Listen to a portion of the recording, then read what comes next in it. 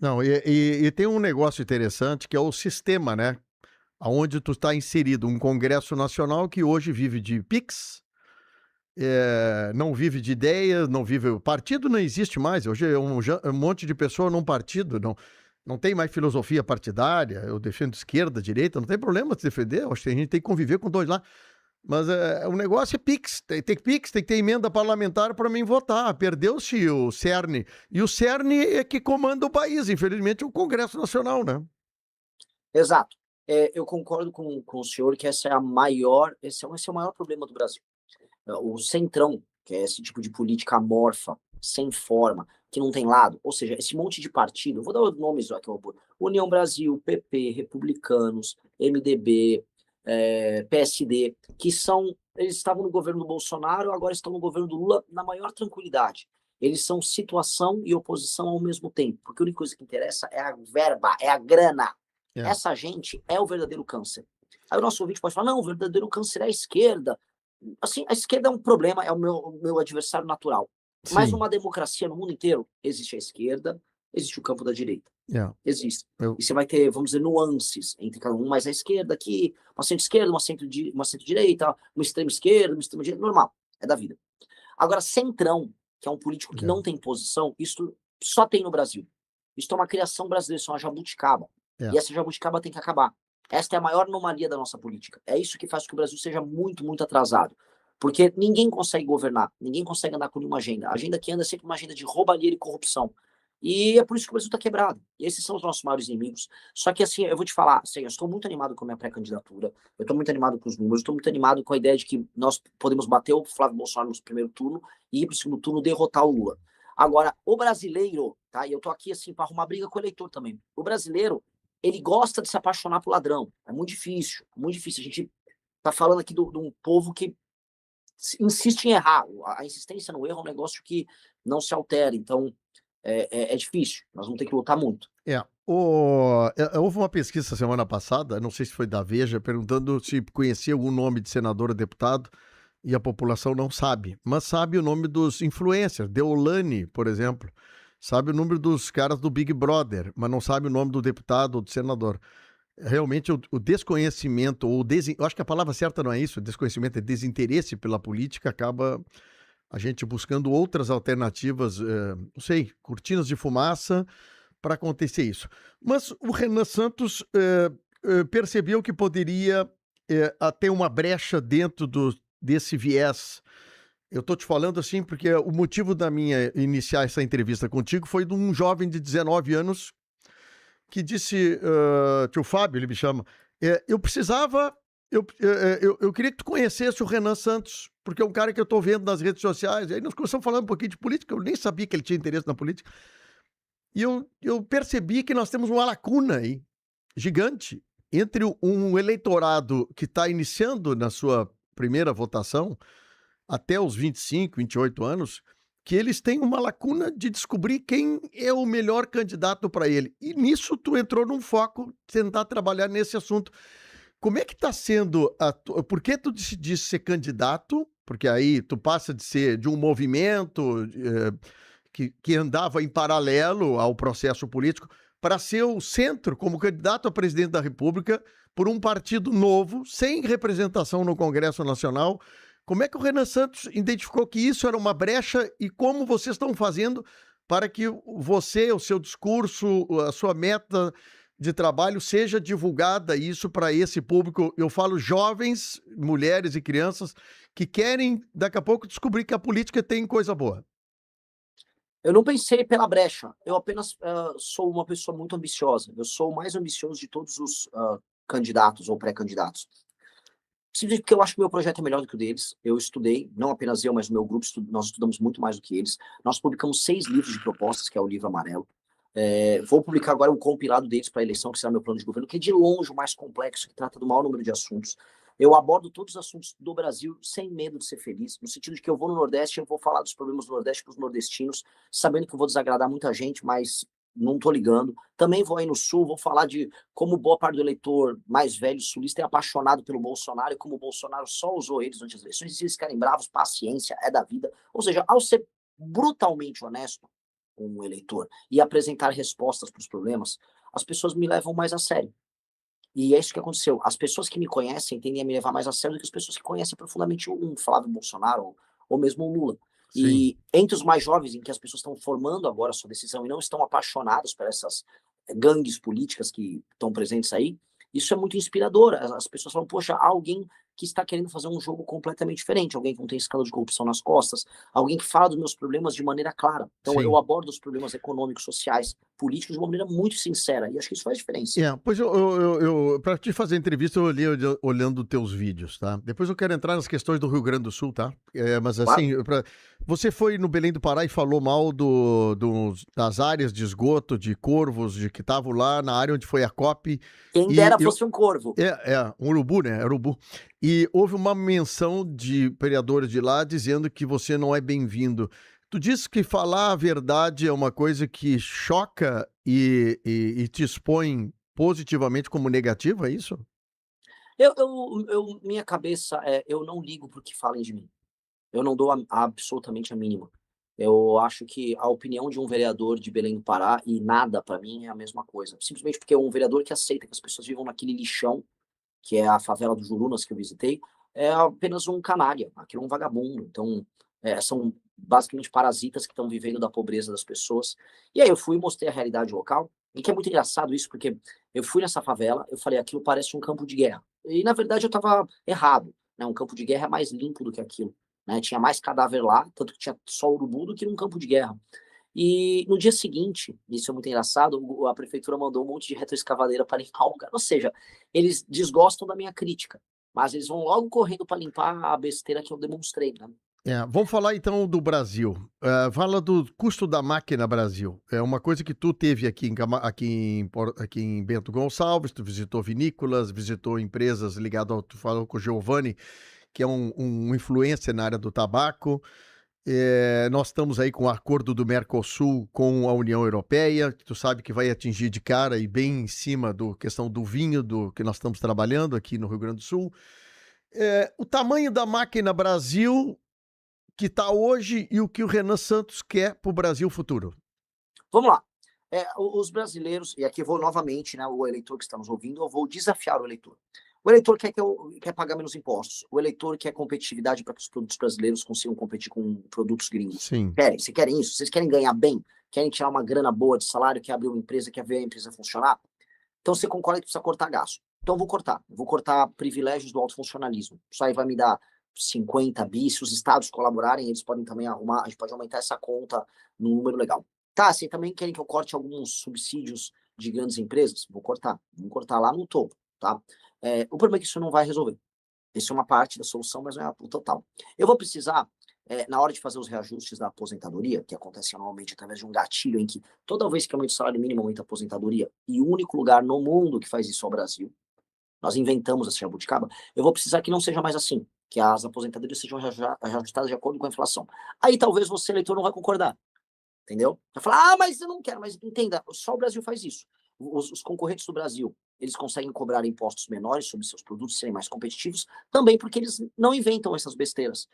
Outra coisa, o BPC. Eu vou passar o pente fino no BPC e Bolsa Família. Mas não quero que você passe o pente fino. Eu consegui pegar um BPC com o laudo de um amigo meu. Eu vou tirar esse laudo. Vocês aceitam isso, eleitor brasileiro? Porque eu vou precisar fazer isso. Se você quiser que eu reduza impostos, se vocês quiserem que os juros caia para 5% e que nosso dinheiro valha, se vocês quiserem que o vinho da Serra Gaúcha consiga concorrer com o vinho que vem da gringa, eu preciso explicar para vocês que eu vou ter que cortar muita coisa errada que existe na máquina pública. E aí, eu cortando essas coisas erradas, igual o Milei está fazendo na Argentina, eu vou deixar o Brasil funcionando num regime fiscal similar aos dos países desenvolvidos. Aí o que vai acontecer? O Brasil vai crescer. Só que eu vou precisar da ajuda do eleitor. E o eleitor vai ter que questionar a própria mentalidade que foi colocada para ele de que tudo são direitos, tudo são direitos. O direito, às vezes, não é um direito. Quando você reajusta, vamos dizer, certos benefícios da maneira como é registrado no Brasil, você até vê o seu número aumentar. Olha, vou me pagar tanto por mês. Só que aí vira inflação, vira aumento de dinheiro, e na verdade o que você acha que você ganhou, você perdeu, que é o que está acontecendo. O poder de compra do brasileiro só diminui. Então, cortar gastos é uma coisa muito profunda. Eu vou precisar cortar gastos na casa dos 3,3 trilhões de reais em 10 anos. que é a maior reforma da história do Brasil. Só que aí o Estado brasileiro para de gastar tanto, e aí nos próximos anos os juros do Brasil vai ficar baixinho, os impostos vão poder baixar, e você vai poder ter grana. Só que para isso eu vou precisar fazer um reformão. O eleitor tá afim? Se tiver afim de fazer, eu estou propondo. Os outros não estão. O Flávio não propõe, o Lula não propõe, ninguém propõe nada. Eles vão enganar vocês, vão falar, não, não precisa de nada disso. Eles estão mentindo. Então, eu estou sendo honesto. Dá para fazer tudo isso e dá para os produtos brasileiros começarem a ser competitivos internacionalmente. Só que sem cortar as despesas do Estado, é mentira, não vai rolar. Vocês vão ficar tudo pobre. Pois é. No Rio Grande do Sul, ao longo de muitos anos, eu não sei, não dá para dizer que foi erro de governador ou não, mas nós se encalacramos numa conta, numa dívida brutal contra a União. E o Rio Grande do Sul, agora, em função da enchente, andou suspendendo o pagamento da dívida, mas agora, a partir de janeiro do ano que vem, tem que começar a pagar uma coisa monstruosa que o Estado não conseguirá pagar se não houver um acordo. Você tem olhado isso? O que crédito a União tem com os estados e como os estados poderiam pagar isso? Vamos começar analisando o problema. A população do Rio Grande do Sul, ela resolveu, desde os anos 80, começar a eleger governadores do PT, que estouraram os gastos públicos no Rio Grande do Sul. O Rio Grande do Sul é um dos melhores estados do Brasil. O Rio Grande do Sul sempre foi o quarto estado do Brasil em PIB. O Rio Grande do Sul ficou na região sul, o Paraná passou e foi embora. Santa Catarina não passou em termos absolutos, mas é um estado que está numa situação muito melhor do que o Rio Grande do Sul. Hoje o Rio Grande do Sul é o patinho feio da região sul. E aí, por quê? Os gaúchos decidiram virar petistas por muito tempo. Estouraram as contas públicas. Essa é uma autocrítica que os gaúchos têm que fazer. E aí, mesmo o Rio Grande do Sul mandando muito dinheiro para a União, e recebendo muito pouco, o Pacto Federativo do Rio Grande do Sul manda 51 bilhões e recebe de volta apenas 13. Mesmo isso acontecendo, o Rio Grande do Sul não fez a lição de casa. Então, o Paraná também é roubado pelo governo federal, São Paulo é roubado pelo governo federal, só que eles fizeram a lição de casa e mesmo sendo roubados, eles conseguem sustentar. O Rio Grande do Sul precisa fazer essa lição. E aí o governo federal, como é que eu vou funcionar na gestão da dívida? Primeiro, o próprio governo federal tem que fazer a lição de casa dele, que é o que eu acabei de falar na pergunta anterior. Eu vou Sim. resolver as despesas do governo federal. Aí eu vou fazer um regime para resolver as dívidas de maneira muito clara e muito cristalina. Nós podemos dar condições especiais, nós podemos deixar parcelas pequenas e vamos pegar essa dívida e repactuar? Podemos fazer isso, só que eu vou exigir dos estados compromisso em reformas previdenciárias, administrativas, de toda sorte para que os estados consigam pagar suas contas. Se o estado não colocar um regime fiscal, se o estado não fizer o que eu fizer no governo federal, o estado, eu vou pegar e eu vou executar as garantias do estado, porque significa que o estado eleger um governador picareta que não quer pagar as contas dele, que é o que acontece na maior parte dos casos. Isso precisa ser colocado aqui. Os estados dão garantias, não fazem as reformas no próprio estado, ou seja, não resolvem as próprias contas públicas, e aí vão lá no Congresso, juntam as bancadas e fazem o Congresso anistiar as dívidas dos estados. Aí fica um jogo que é um jogo de empurra. Isso desde a Constituição de 88 já aconteceu umas 5, 6, 7 vezes, com vários estados além do próprio Rio Grande do Sul. Rio de Janeiro, então, deu um passa-moleque agora na União. Bah. Então, assim, sou a favor dos estados mais do que da União. Acho que o estado como o Rio Grande do Sul tem que se recuperar. Vou ajudar a se recuperar. Só que vai ter que fazer, assim como eu vou fazer a lição de casa como presidente da República, o governador do Rio Grande do Sul tem que fazer a lição de casa como reforma. Tem que ter reforma administrativa, tem que fazer a limpa na máquina pública, tá? Porque foram anos, e a gente precisa fazer essa crítica ao Rio Grande do Sul. Um estado com talvez o capital humano mais corajoso do Brasil. Onde há desenvolvimento econômico no Brasil, há gaúcho. Tem que todo mundo colocar isso em mente. É. O desenvolvimento econômico do agro no Brasil é gaúcho no Maranhão, é gaúcho na Bahia, é gaúcho Tocantins, em Rondônia, gaúcho é um povo sensacional. Só que tem algo de muito errado que o gaúcho fica rico e enriquece outros estados, só que ele fica pobre no Rio Grande do Sul.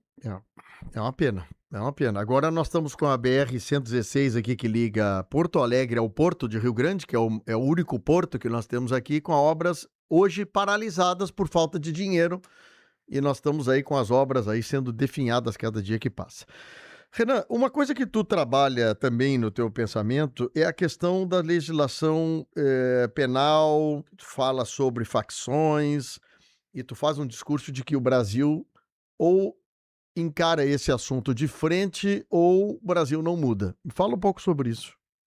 O pior, eu vou até alterar a sua fala, se me permitir, ou o Brasil encara esse problema ou ele vai mudar definitivamente para um narco-estado, ou a gente vai virar o que hoje é o México. Nós estamos se encaminhando para virar uma espécie de um México, para virar o que a Colômbia tinha se tornado, o que o Salvador era, o que Honduras é. que é um narco-estado, é um país controlado por gangues, com um pedaço do território judiciário controlado por gangues. Quem está nos ouvindo precisa entender, isso já acontece. Tá? Em São Paulo, né? O poderoso estado de São Paulo, o Porto de Santos, toda a região da Baixada Santista e um pedaço importante do interior é do PCC. O PCC tem empresas no mercado financeiro, o PCC tem distribuidora de combustível, isso está acontecendo. É. Se o Estado brasileiro não destruir o PCC vai virar o Estado brasileiro.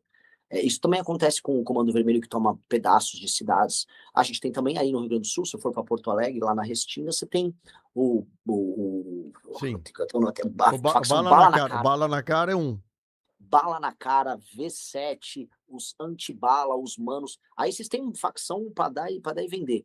Então, assim, se nós continuarmos entregando um pedaço do nosso território para eles, eles vão mandar na gente, institucionalmente. E como é que muda isso, hein?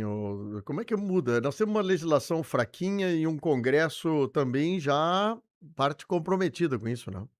Exato. Olha, eu não sei se está acompanhando o caso do Rio Grande do Rio de Janeiro. Sim. Márcio Canella é claramente envolvido com o Comando Vermelho. Ele seria candidato ao Senado apoiado pelo Flávio Bolsonaro. O Bacelar, que seria o governador da direita, apoiado pelo Flávio Bolsonaro, ele era um operador político do Comando Vermelho no Rio de Janeiro. Ele era operador junto com o TH Joias, que era membro aberto, público, do Comando Vermelho. O Comando Vermelho já é dono do Rio de Janeiro, junto com grupos políticos. Isso já está acontecendo no Rio de Janeiro, já está na mão.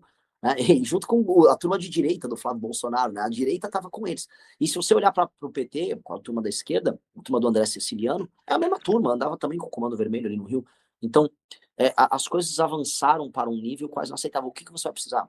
O direito penal do inimigo, que é uma legislação especial que retira direitos e prerrogativas de membros de facção. Então, um membro de uma facção, ele não progride de pena, ele perde presunção de inocência, todos os crimes dele são inafiançáveis, ele vai direto para a prisão, ele não passa por nenhum tipo de regime intermediário, do tipo, você vai para uma delegacia. Não, ele vai direto para um presídio especial. Todas as penas dele são muito aumentadas, então essa pessoa vai passar no mínimo 30 anos na cadeia, em regime fechado, no máximo trabalhando, comendo arroz com macarrão, e é isso. De maneira clara, é apenas isso. Não há nada além disso a se fazer.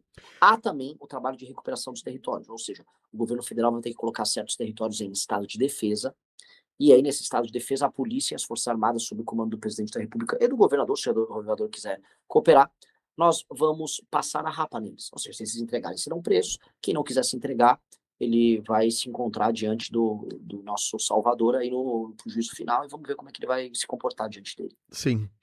Congresso Nacional, para terminar.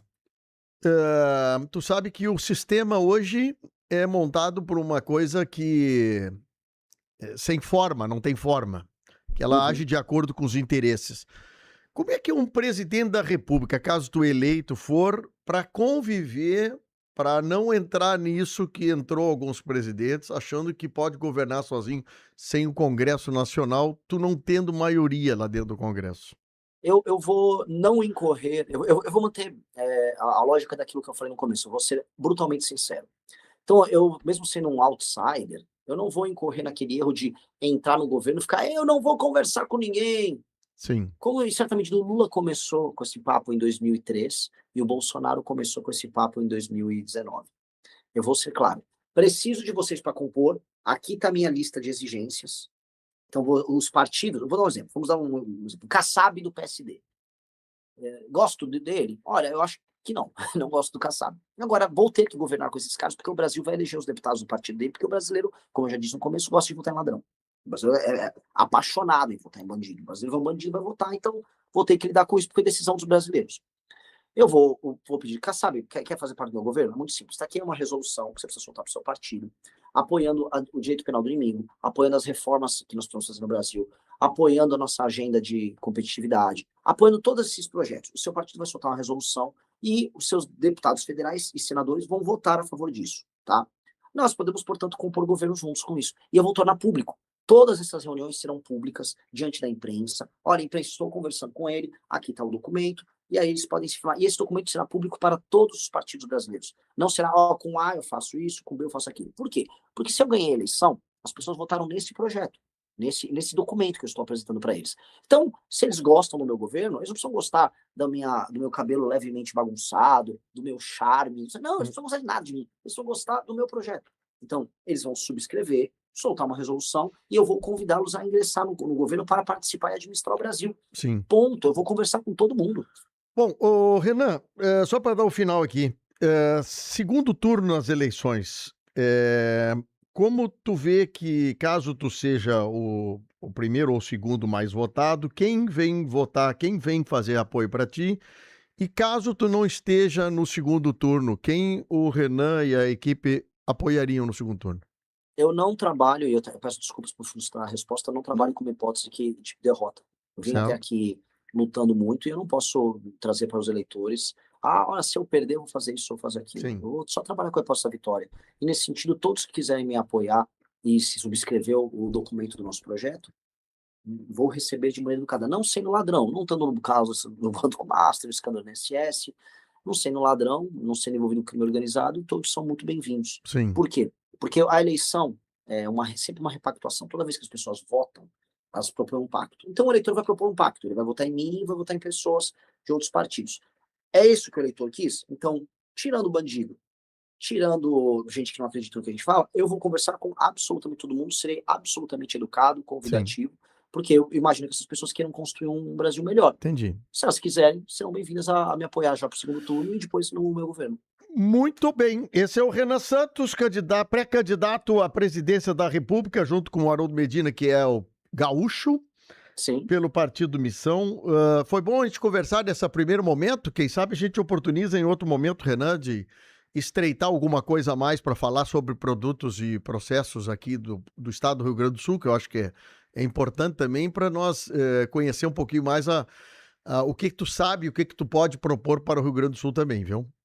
ó, é um prazer, eu posso falar muito sobre o Rio Grande do Sul, que é um estado que não apenas eu adoro, mas eu conheço bastante, conheço a história gaúcha, nós temos parte, assim, eu como paulista posso dizer assim, nós temos o tamanho do território nosso, muito por conta da expansão dos bandeirantes, mas dos gaúchos eu digo que nós só conseguimos mantê-lo por aí porque vocês assim o quiseram, vocês fizeram Sim. isso na ponta da faca contra os castelhanos desde muito tempo, então, povo bravíssimo, e povo com virtude, por isso não é escravo. Muito obrigado os gaúchos aí.